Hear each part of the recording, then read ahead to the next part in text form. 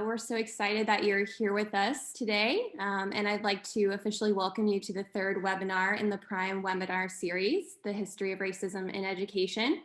My name is Ashley Donaldson-Burley, and I'm a doctoral candidate in the School of Education and a graduate research associate with the PRiME Center. Before we begin, I just want to share a few logistical details. The meeting is being recorded and it will be shared on our website, should be available in the next few weeks. And if you're interested in submitting questions throughout today's webinar, please use the Q&A feature located at the bottom. And with that said, I'd like to go ahead and introduce our moderator for today, Dr. Art McCoy. At 18, Dr. McCoy was certified as a substitute teacher. By 19, he became the youngest certified teacher in Missouri. By the age of 33, in December of 2010, Dr. McCoy became the youngest superintendent CEO of a district above 2,000 students in Missouri and Ferguson-Florissant School District's first African-American CEO at the age of 33.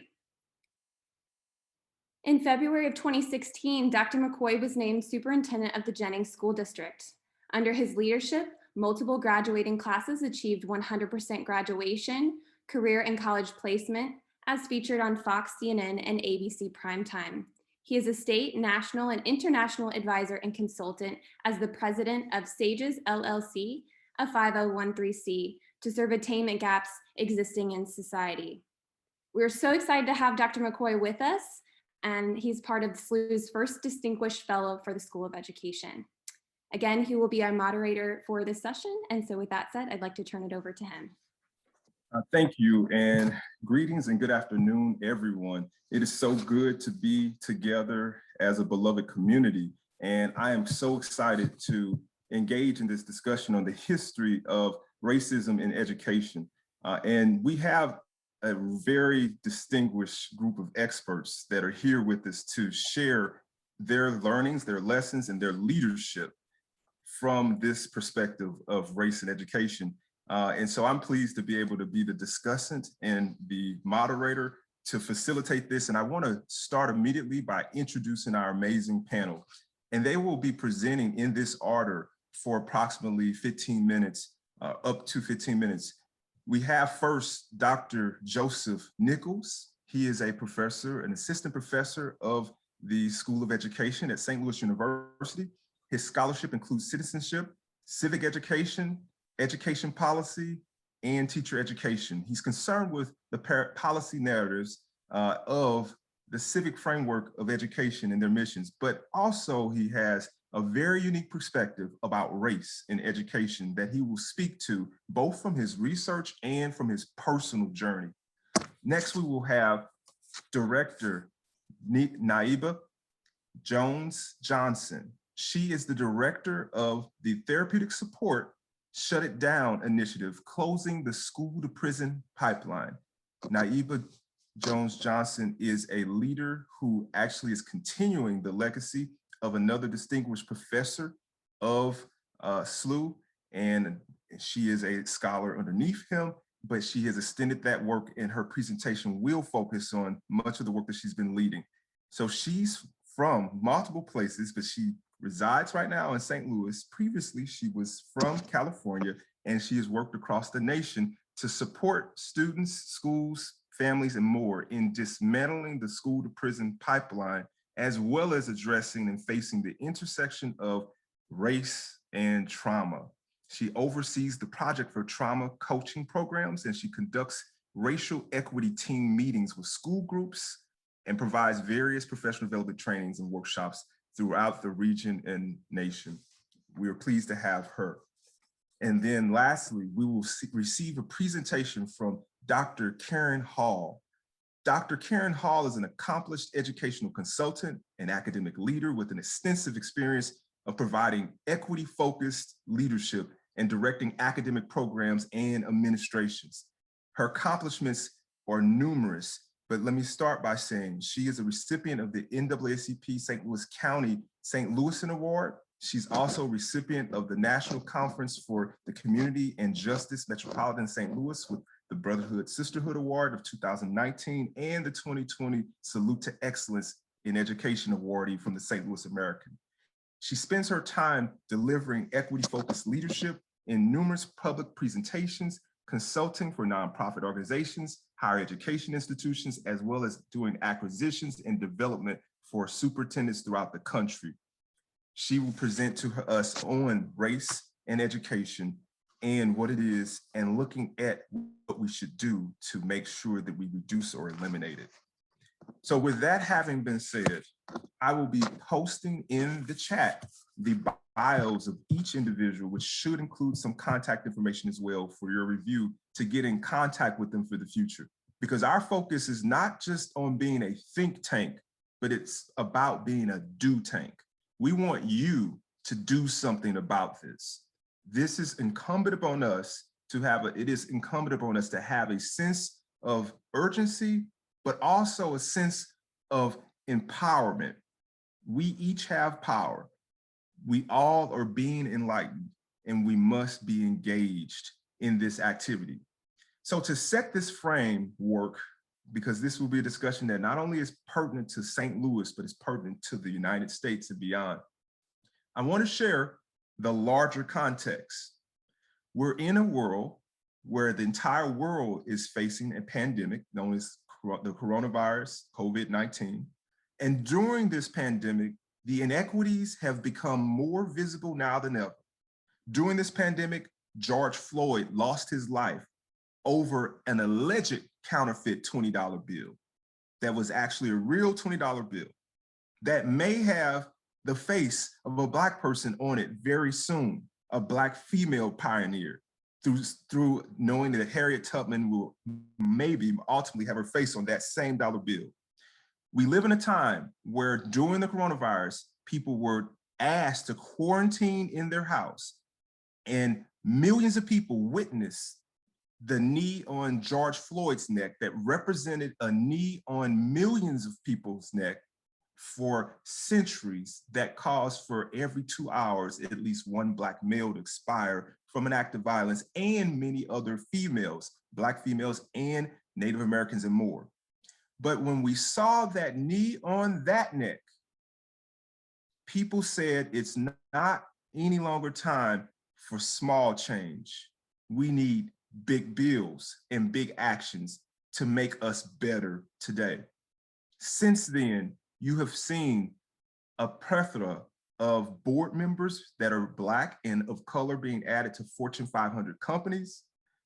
I have to share my very next conference at 1 o'clock is with 500 business leaders on that topic, and they are ready for action to hire diverse people with diversity, equity, and inclusion. We also have seen educators coming together to say, we must count Blackness as a part of what counts as knowledge, and all the things that culture has received from African Americans. Let me put it this way. African Americans' contribution has been great enough to make billions from what people buy from the culture.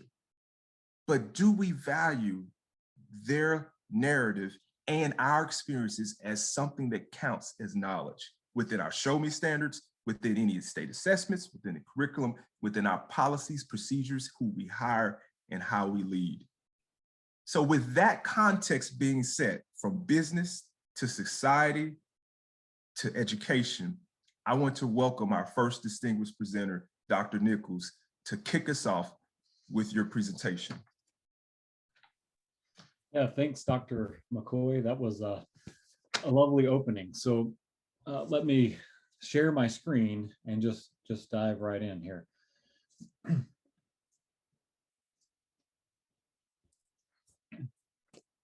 So my name is Joseph Nichols, and I'm an assistant professor in the School of Education here at SLUth. I'm going to talk with you today about segregation academies, the private schools white folks set up as a way to avoid integration once it became clear they could no longer maintain legally mandated, state-sponsored segregated schools. Following the Supreme Court's landmark decision on Brown versus the Board of Education in 1954, many Southern states pursued a strategy of massive resistance to avoid integrating their public schools. White Mississippians, for example, used private citizens' councils to wage fear-based propaganda campaigns, warning that integration would threaten the white social order. North Carolina, according to British historian George Lewis, maintained a progressive facade where segregation was cast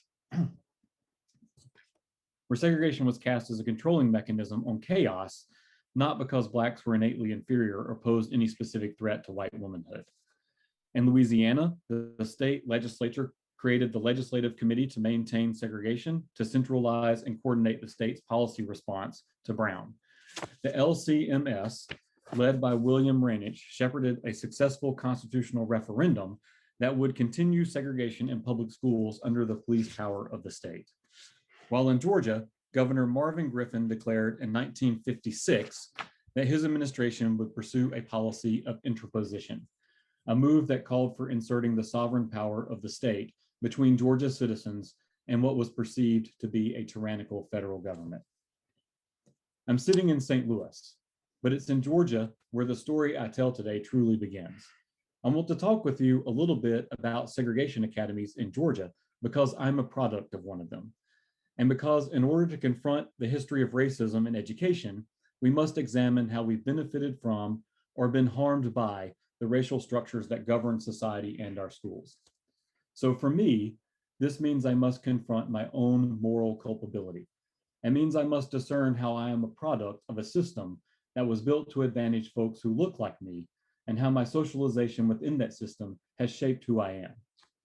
I grew up in Georgia, and my parents sent me to a school that just 14 years before I got there opened as a segregation academy, a school that very much still operated as an integration exit ramp for white families when my parents enrolled me in pre-kindergarten in 1984. But how did I get to that school? A little more history. The mid-1960s saw an increase in the federal government's power to enforce post-Brown school integration plans when Congress passed the Civil Rights Act of 1964. As the United States Justice Department became more activist in the state-level politics surrounding desegregation, many white Southerners began to see public school integration as unavoidable. Starting around this time, the white South began to abandon public schools for private academies. For example, my hometown of Macon, Georgia, had virtually no private schools before 1960. However, by 1970, 6 private schools had opened in Macon, with 4 of the 6 schools opening between 1969 and 1970, when the Supreme Court finally mandated that all Southern states integrate their public schools by the 1970-71 academic year. Lester Maddox, a self-proclaimed segregationist, was governor of Georgia during this period of white abandonment of the public schools. While Governor Maddox was in office, Georgia saw a proliferation of private schools spring up across the state, the private schools that today we call segregation academies. Because Governor Maddox believed that these private schools were the last vestige of freedom against a tyrannical federal government, he supported this white flight from the public square. And it was this white flight from the public square that continued into the 1980s when it came time for me to go to school. Many white Georgians, my parents among them, viewed private schools as an escape route, a means for constructing a social order the public school system could no longer maintain. This is why many years later, a member of my family could look me in the eye and tell me, you know what? We should have never integrated the schools. Things were so much better back then, meaning society and schools. Ostensibly, my family member was longing for a time when they didn't have to hide their white supremacy behind racial code words like law and order, or in the case of segregation academies, coded language like Governor Maddox and others like him used to describe the white families who walked away from integrating public schools, praising them as heroes who love liberty and the American way of life. So one of the arguments against integration and for segregation academies was that the federal government's demand that public schools integrate was a violation of a citizen's constitutionally guaranteed freedom of choice in education. But as I have reflected back on my own school experience and how my parents used the political, economic, and social structures that were built to support folks like me in ways that advantaged me, I have had to ask myself, whose choice? Who got to decide how schools were structured? Who got to choose who could go to school with whom? And what did these decisions say about who was guaranteed a full citizenship in a given community? In the Supreme Court's unanimous ruling on Brown versus the Board of Education, Chief Justice Earl Warren wrote, "Education is perhaps the most important function of state and local governments. It is the very foundation of good citizenship, a right which must be made available to all on equal terms." Warren was arguing that school experiences contribute to the fullness of children's lives and thus help shore up their civic capacities. But it's been 67 years since the Supreme Court struck down legal segregation, and yet our schools are still segregated largely by race and are still very much unequal. So this brings me to where I sit in St. Louis. Shortly after Michael Brown was killed on August 1st, 2014 in Ferguson, nonprofit newsroom ProPublica issued a series of reports on school segregation in America. Writing about segregation in Missouri, journalist Nicole Hannah-Jones, who you might know from the 1619 Project, reported that few places better reflect the rise and fall of attempts to integrate US schools than St. Louis and its suburbs. Decades of public and private housing discrimination made St. Louis one of the most racially segregated metropolitan areas in the country. Out of that grew a network of school district boundaries that to this day have divided large numbers of Black students in racially segregated separate schools as effectively as any Jim Crow law. So the history of racism matters because we are this history, whether that history is segregation academies or housing discrimination. It continues to trouble our souls. Like how white flight from urban centers to ex-urban suburbs had shaped our cities, the white abandonment of the public square through things like the creation of segregation academies or the blocking off of neighborhoods has influenced the post-Brown demographic makeup of schools. Writing in The Atlantic in 2016, Janie Boschma and Ronald Brownstein pointed out that this systematic economic racial isolation looms as a huge obstacle for efforts to make a quality education available to all students. So this history raises many questions, and these questions are citizenship questions. Who has access to what kind of school? Who chooses to go to school with whom? And who gets a choice in the matter and who doesn't? Or to make it clearer, who gets to define a community and who doesn't? Whose voice matters and whose doesn't? And how can we build a democracy that cares for all of her citizens? The history of racism in education and how this history shapes schools today tells us something about who we are and what we value. And as I mentioned at the beginning, my own culpability as someone who advantaged from the white flight from public schools to segregation academies is a personal story. But it's a personal story I must be willing to confront and unpack if I'm to understand the history of racism in education. So as I look out into my community here in St. Louis, the place that's been my home for almost 7 years, I see my personal story being reflected back to me. And ultimately, this reflection is what helps me see the central question of my study of the history of racism in education. A question that all Missourians, policymakers, regular citizens, kids and families, all of us who want the best for all of our children should ask ourselves. The study of the history of racism in education helps us address this question: who gets an opportunity to be a full citizen? The answer, of course, should be all of us. But the history of racism in education, through the existence of things like segregation academies, tells us the answer is only some. I don't have solutions, so I won't leave you with any. What I will leave you with is this.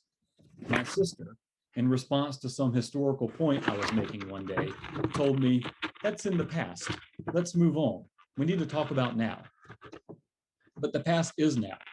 The history of racism in education is a personal history.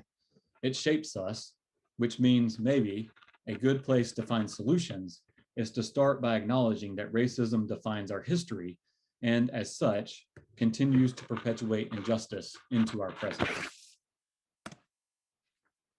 Thank you so much. And with that, I'll turn it back over to Dr. McCoy.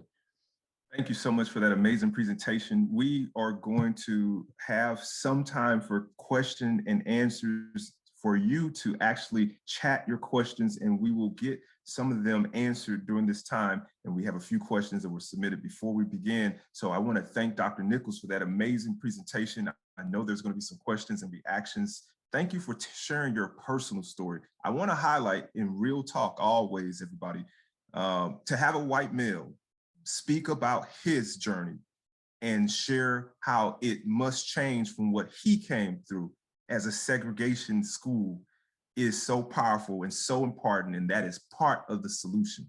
Although he did say he has no solutions, he is an example of one of the solutions. So if you're a white male listening, be like that. And if you're not a white male listening to someone else, encourage that, the telling of the truths and the supporting of everybody. Thank you, Dr. Nichols. Next, we will have Director Jones-Johnson to share her presentation. Thank you, Dr. McCoy, and also thank you, Dr. Nichols, for that fabulous presentation. I, like Dr. Nichols, am also a transplant to St. Louis, and I came from Los Angeles about 4.5 years ago. And in Los Angeles, where, of course, racism in education manifests itself in similar ways as it has here in our own public education system in St. Louis.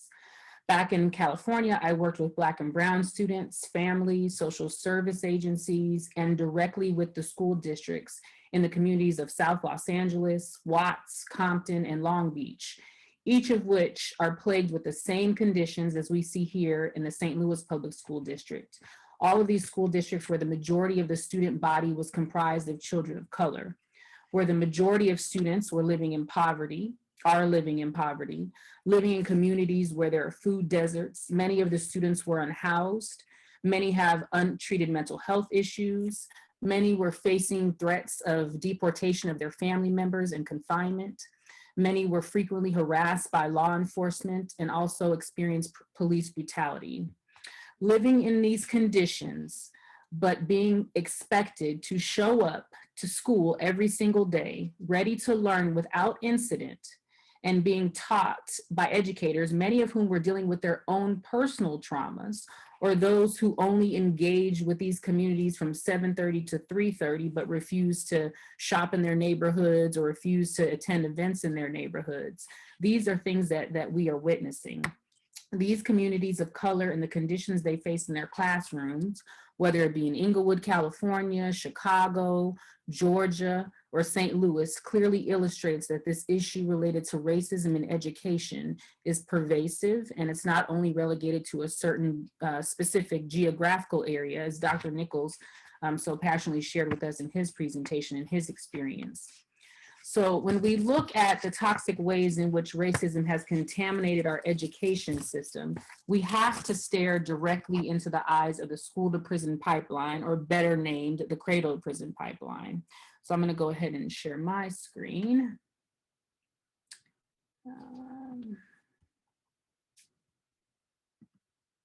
Everybody see that? Okay, all right. Okay, we have been and are a nation that punishes and criminalizes children because of the conditions in which they were born. We criminalize and punish children because of their brain structures and their physiology. We isolate children from their peers because of their trauma histories, when we have clear scientific evidence that shows how trauma directly alters brain chemistry. It causes emotional and behavioral dysregulation such as hypervigilance, aggression, and defiant outbursts, the types of manifestations that result in suspensions and expulsions instead of mental health treatment and occupational therapies. And this punishment and criminalization, as we know, happens more frequently to children of color. So when we look at the school to prison pipeline, of course, the definition is about the epidemic that refers to the punitive and harsh disciplinary policies, practices, procedures, and laws that result in disproportionately higher rates of suspensions, expulsion, social exclusion, and monitoring and or confinement in the juvenile criminal justice system for students of color, the LGBT community, and students with disabilities. And then also when we're thinking about the scope of the school to prison pipeline, it's not just about prison. That we of course use that terminology, but it also has to be inclusive of things like detention centers, when children are placed on house arrest or being monitored electronically by the justice system. We have to think about probation. We have to think about, and this is huge, in-school suspension spaces. That is also a huge extension and a huge culprit of what leads children down this path of the school to prison pipeline. We also have to think about governmental agency oversight. So when we have children and family services constantly monitoring these families, that also leads to pipeline issues and other forms of social exclusion. So given this definition of the pipeline, we know that racism is at the heart of this issue, and that racism is a prominent reason why the risks and results, of suspension and expulsions lead to the following. And of course, this list is not exhaustive, but these are some of the things that are a result of kids who are constantly suspended and expelled from class. We know that they don't have enough time to be participating in their academics. So you're going to see academic decline and retention. We know that since they are going to be removed from classes, that they aren't going to have the same opportunity for social skill development and community building with their peers. Of course, if you're constantly suspending and expelling kids and putting them in school suspension, their interest in school and learning is going to diminish. They're oftentimes the shamed and they're targeted certain groups of students, so if this is the kid that's constantly going to the ISS space, this student becomes the person that's been identified as being problematic in the classroom. Then, of course, we know that there's lots of strains on parents and families and relationships between families and educational staff. Parents are having to leave their jobs. Some parents end up losing their jobs because they're constantly being called by the schools. There's a breach of safety and trust amongst families and amongst the students and the educators. Of course, we know that there's mental health deterioration. We have conflicted teachers. We have teachers who are trying to uphold policies that are above them, and they may have their own personal feeling. I remember just a short story. A teacher was really struggling with a student who wanted to use the restroom, but the teacher was trying to adhere to these policies about restroom frequency and was feeling very torn, and she was feeling very conflicted about it. So that happens with teachers as well. We have higher dropout rates, of course, and then we also see students who are trying to self-medicate because they are stressed, because they don't have the social skills. And so we see increased rates of substance use. And then the last two, of course, contact with law enforcement and arrests, and higher incidence of incarceration. And it's with these last two, the law enforcement and arrests and the incidence of incarceration, that we lead to this next point, which is about disproportionate minority contact. And disproportionate minority contact describes a disproportionately high overrepresentation of Black, Indigenous, people of color youth in the juvenile justice system in proportion to their general population as compared with their white youth. And it's this issue of disproportionate minority contact that I actually speak here to you today about what we at St. Louis University, under the former leadership and guidance from the late Dr. Norman White, who was a professor at SLU and who suddenly left us back in 2017, who I miss dearly, and whose vision and whose work in this field is unparalleled. And so it's with this issue of disproportionate minority contact that Dr. Norm White was approached by judges here in St. Louis in the juvenile justice system. So at the same time that these judges approached Dr. White, there was also a report that was released by UCLA in 2015, which named St. Louis as the city that has the most at the time, and actually the report was based on data from 2011, as being the city that had the worst rates of inequity and disproportionate rates of suspension for boys of color. So those two things combined, along with general issues related to racism and police brutality and community violence happening here in St. Louis, it primed these judges to invite Dr. Norm and one of his former students, then turned colleague, Megan Jindusa, to begin an investigative project on how to tackle these concerns. And so began Shut It Down. And Shut It Down quickly partnered with the St. Louis Public School District, considering that there's frequent contact, of course, and interface between children and families, and to address the issues related to the UCLA report, knowing that these issues had their origins in race relations, and that race had to be the center. Race matters. This is one of Norm's most infamous lines. Whenever he presented to groups, he always wanted to make sure that people recognized and understood that race matters when we're having this conversation. And where race is mentioned, trauma also follows. And although the origin of the school to prison pipeline work of Shut It Down was initially to address the suspension rates in SOPS, the work quickly transformed into looking at how race and trauma intersect. Because in order to look at suspensions, you have to look at discipline.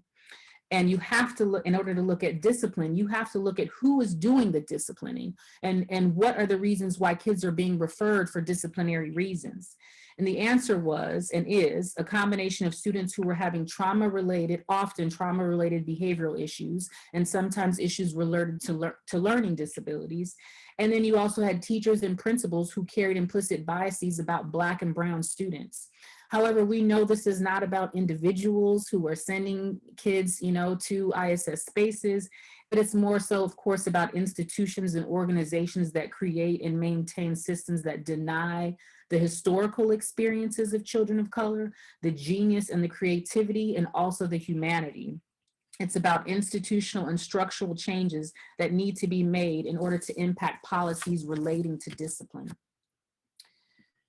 Now, so to charge the work of Shut It Down has and continues to be focused on racial equity, mental health, and providing spaces for the adults. And that's very important. So our work is really around the adults in the spaces who care for children. We want to help the adults in these spaces understand how to work with experiences that are different than their own, and then also to prioritize the social, emotional, and psychological wellness of themselves, meaning the adults, but also the students, and to be able to model for the students how to effectively deal with their frustrations and their regulation needs.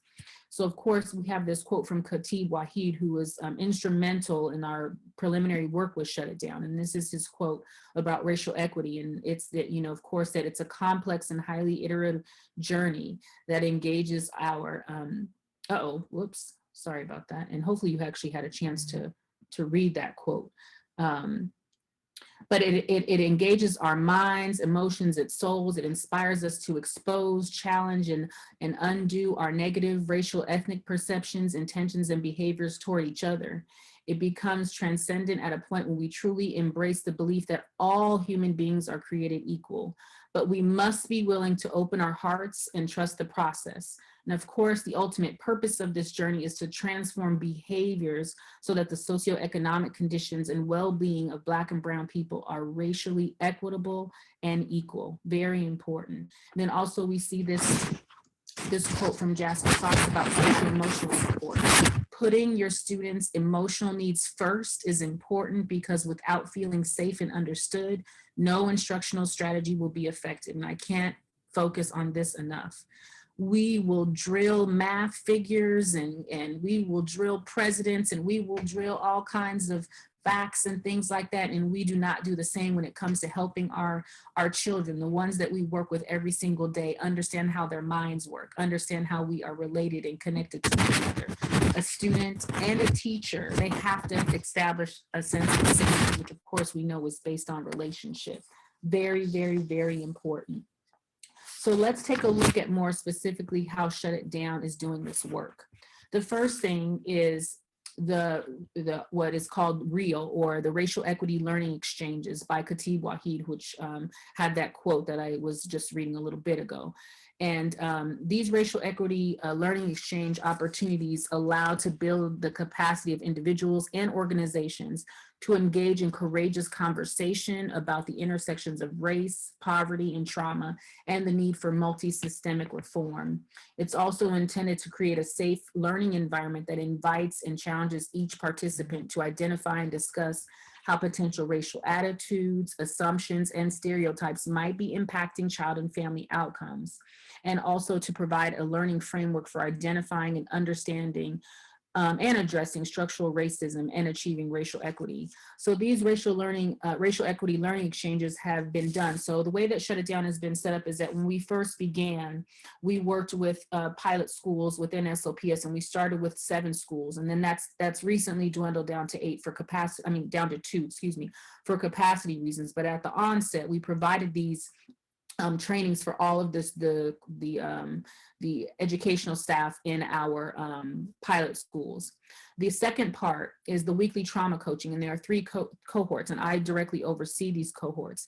And those cohorts involve leadership, so the administration, and also we meet with the district officials, so we meet with the superintendent, we meet with Dr. Adams on a monthly basis, we meet with leadership staff on a pretty much a weekly basis, we meet with support staff, including all those people in parentheses, and then we also meet with the educators. And in those trauma coaching opportunities, what we are doing is we are looking at issues related directly to race and trauma so that we can help expand their understanding about how trauma shows up in the classroom, so that it doesn't become an issue of punishment and it becomes an issue of support. We also lead student support team consultations, so where parents are involved and they get a psychoeducation around issues related to trauma. We also have professional development trainings and workshops where we are focusing on helping the adults, again, understand ways in which they can increase mindfulness, self-regulatory strategies, and things of that nature. We mentioned the racial equity team meetings earlier. We have government partnerships with the city and looking at the juvenile justice system and how kids are referred. And then we also have our partnerships between the African American Studies Department and the School of Education in SLU, which helps to fund and sponsor the work that we're doing. So that's a little bit about the nuts and bolts of Shut It Down. I look forward to your questions, and I hope that you have found this helpful. And I encourage everyone to continue doing this work. It's valuable and important. Thank you. Thank you so much, Director Jones-Johnson. We appreciate you for that thorough presentation. There are a lot of points to follow up with on that. However, for the sake of time, I will leave it for afterwards so that we can have Dr. Karen Hall present. I will make mention of one important question that someone posted while you were speaking, came from Felicia Powell, that said, how do you address racists when that person feels that their skin color is the same as yours, but not the same race? And so that is a great question. And I would say that with that great presentation that was just given, if people do those strategies, it helps focus on the mental health and well-being of people, not even just the skin color or the identification or of a race. But I'll leave that for discussion after we hear from Dr. Karen Hall. So Dr. Hall. Good afternoon, everyone. It is such an honor to join this great panelists and guests here. And I'm going to jump into it so we don't waste any time. I will share my screen quickly.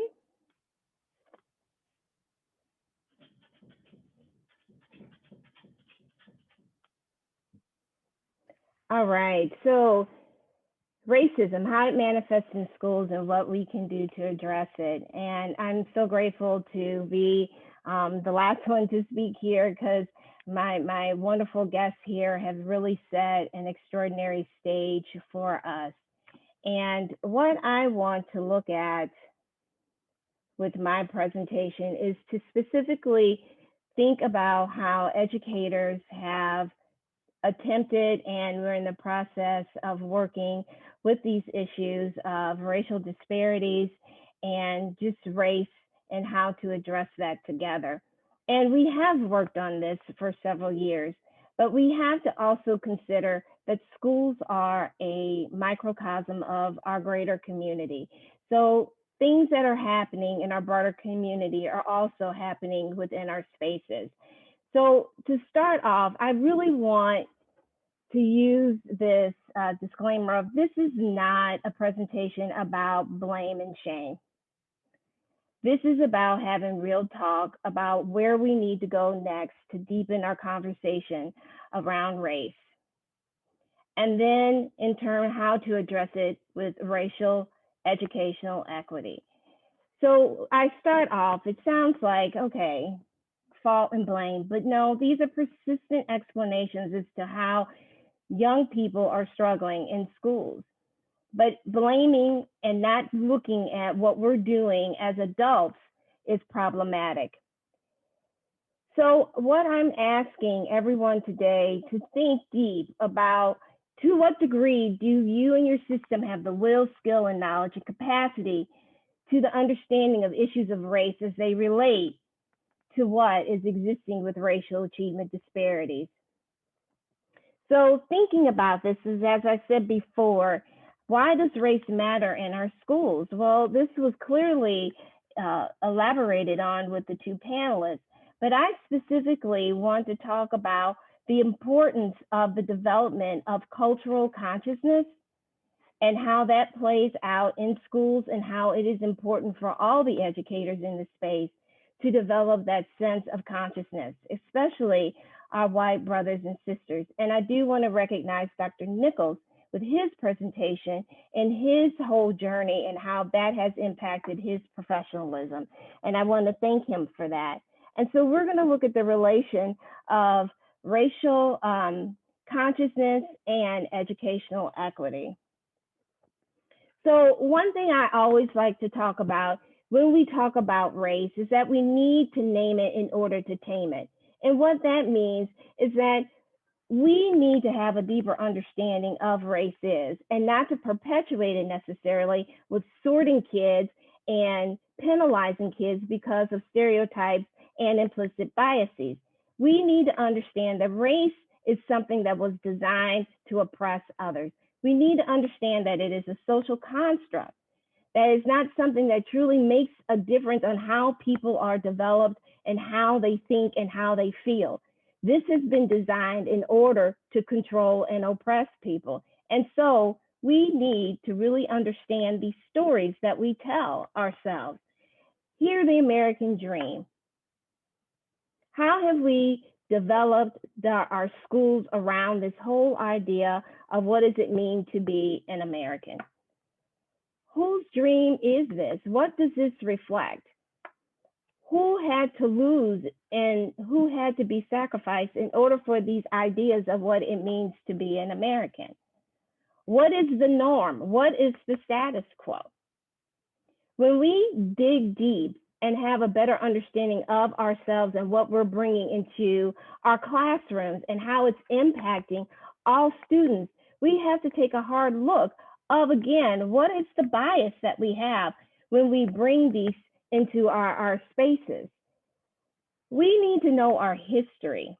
When we talk about race, we need to talk about the groups, our original groups here, and how these insidious things that have happened to them to make up the nation, and all of the treatment and the systemic oppression that has been placed on groups that have been sorted and categorized according to race.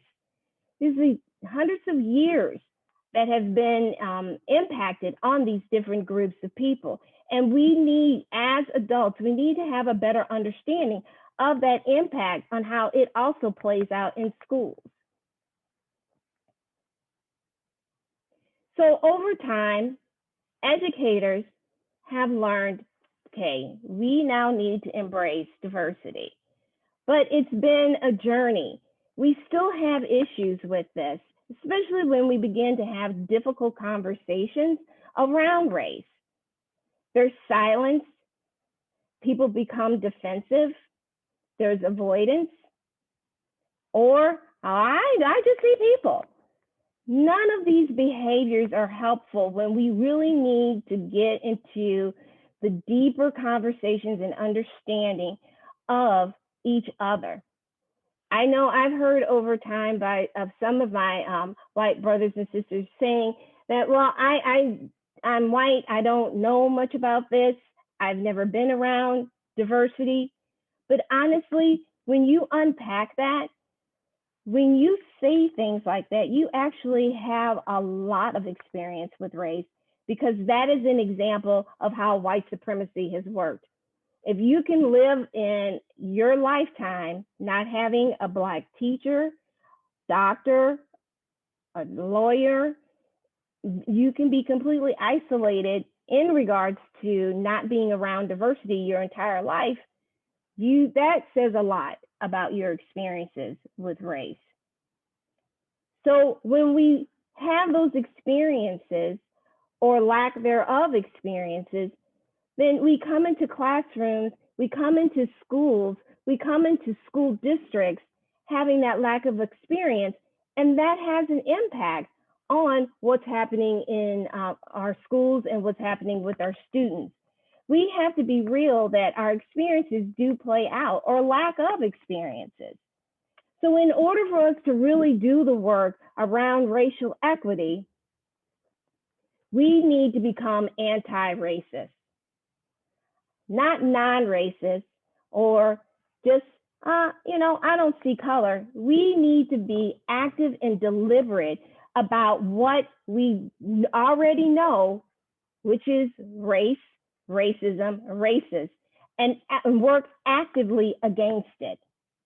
So what I'm proposing in the beginning is to get very, very clear on naming what race is. We need to talk about what it does to our people in our country.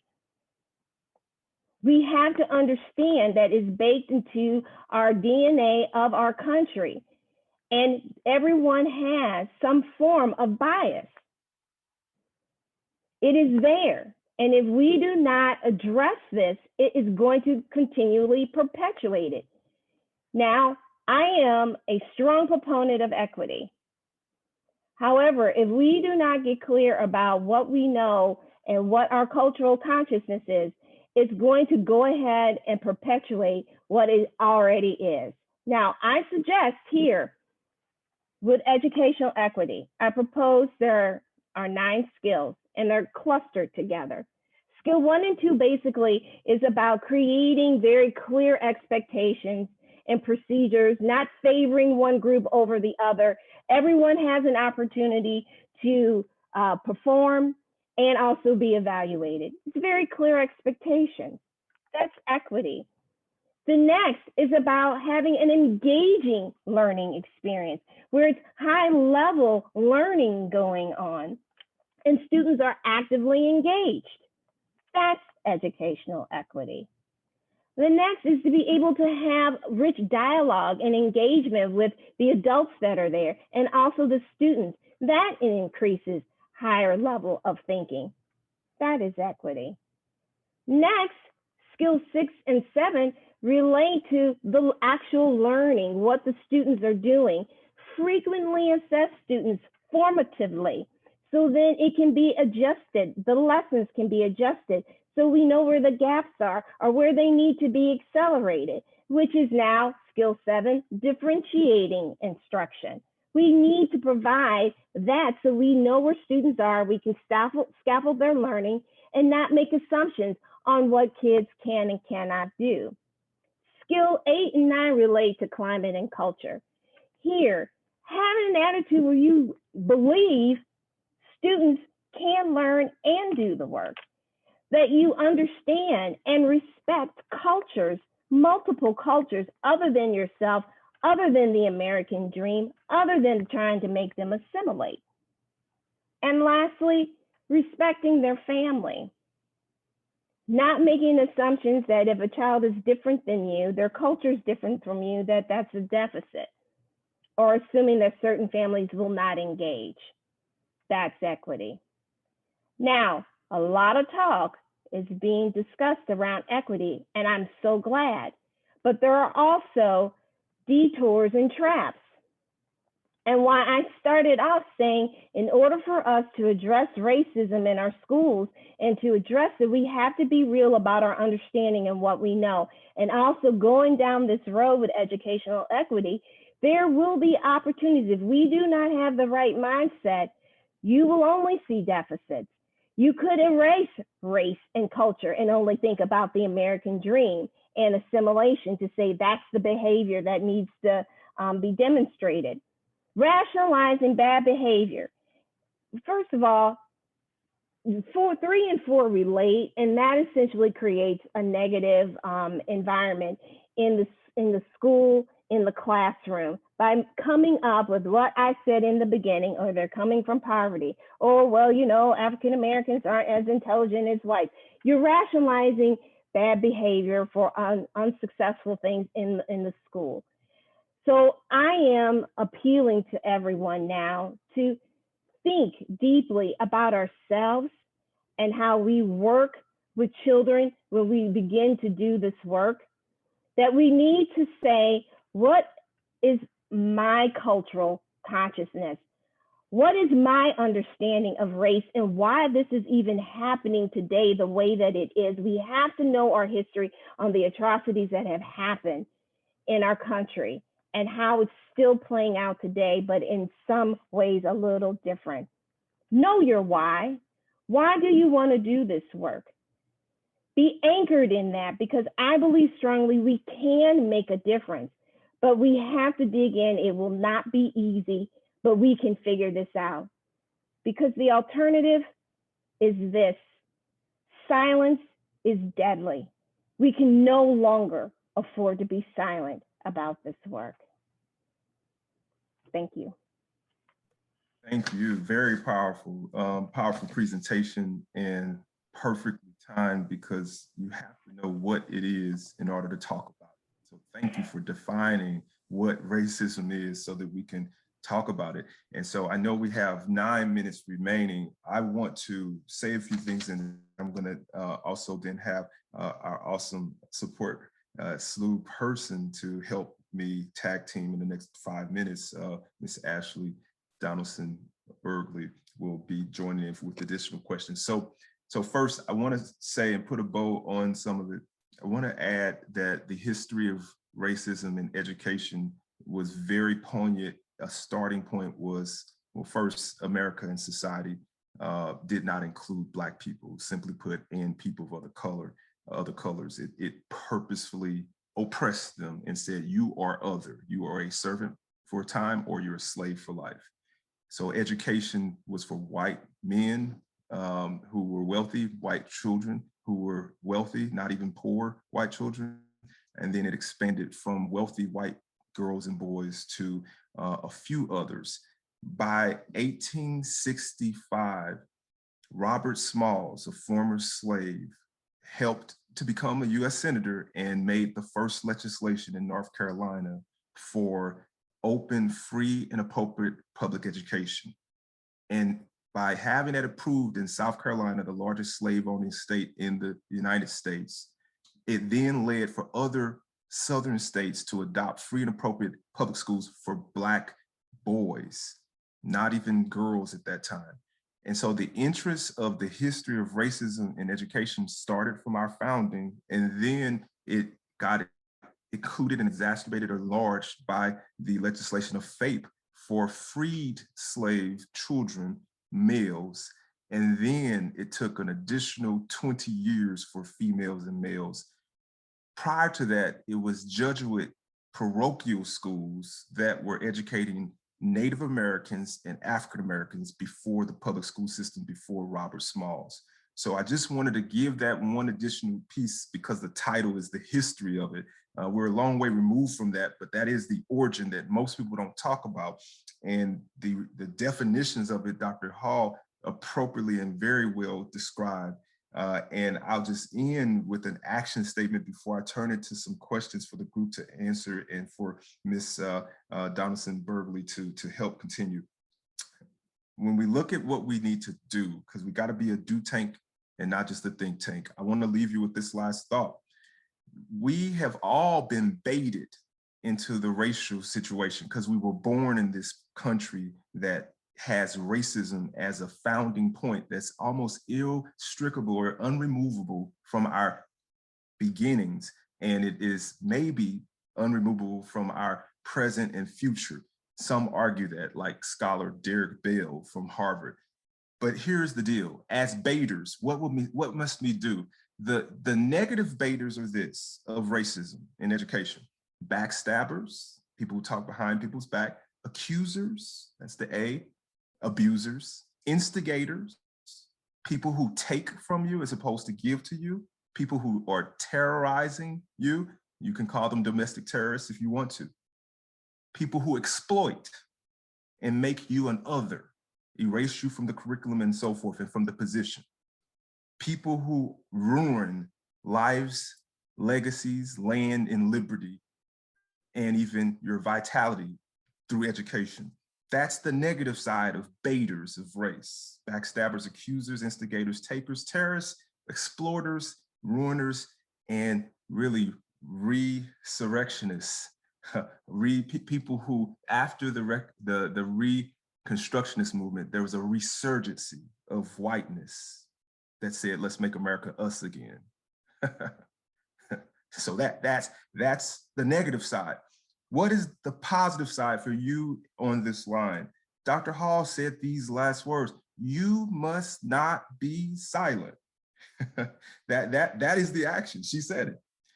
And so I urge you to help people belong in your institution, belonging, inclusion, that we're better together. That's the B. Give access to knowledge, to stuff, to people, access, have inclusion, I for inclusion, and ultimately and personally have integrity. Integrity, do the harder stuff. Don't take the easy path, go the harder path. That's integrity.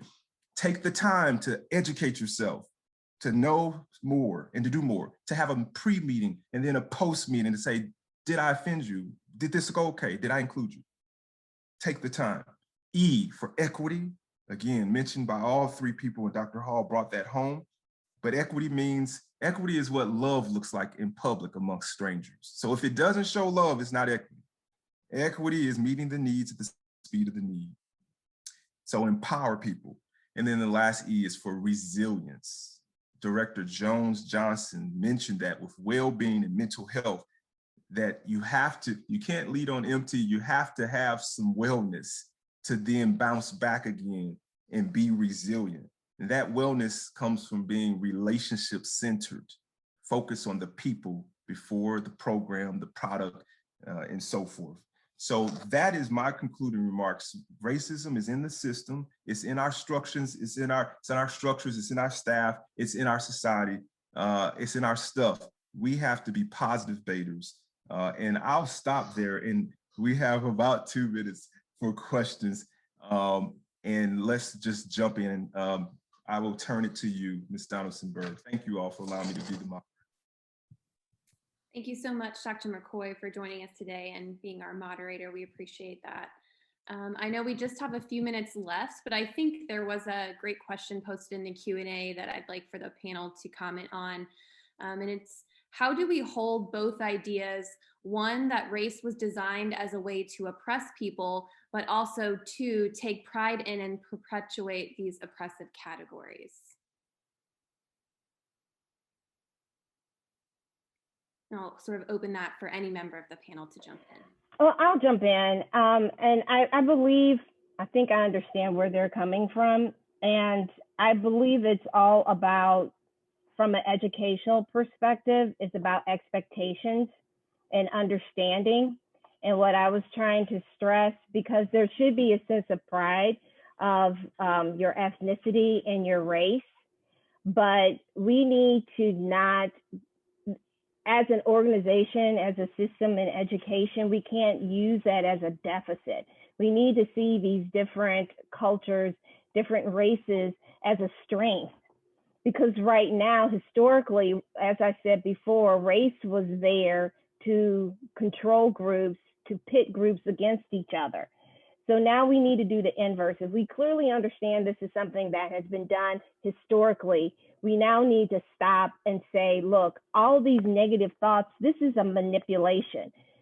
This is humanity. This makes our country strong. We really need to embrace this, and we need to dig deep and change our behaviors. And historically, the whole idea of race, it took a long time for it to handle or to take place and set in here in our country. We didn't separate people because of color. We separated because of religion. And then over time, it pivoted and it changed to different groups of people.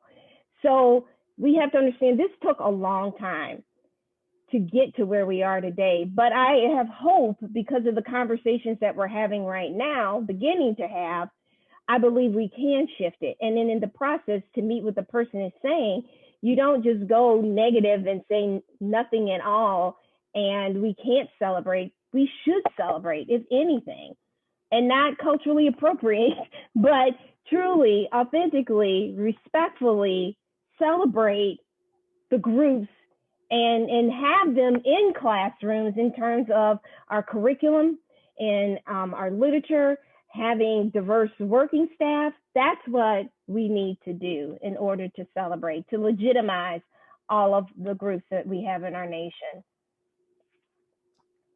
Well, what a wonderful way to sort of wrap up our webinar today with those thoughts.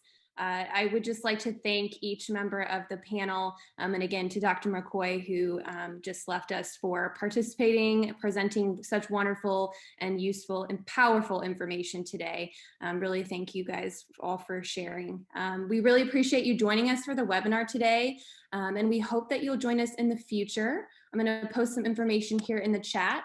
So you can stay informed about our upcoming webinars, receive the PRiME newsletter, and we hope that you'll follow us on Twitter. So thank you again, everyone, so much for joining us. And again, thank you once more to all of our presenters and our moderator today. Have a great rest of your afternoon.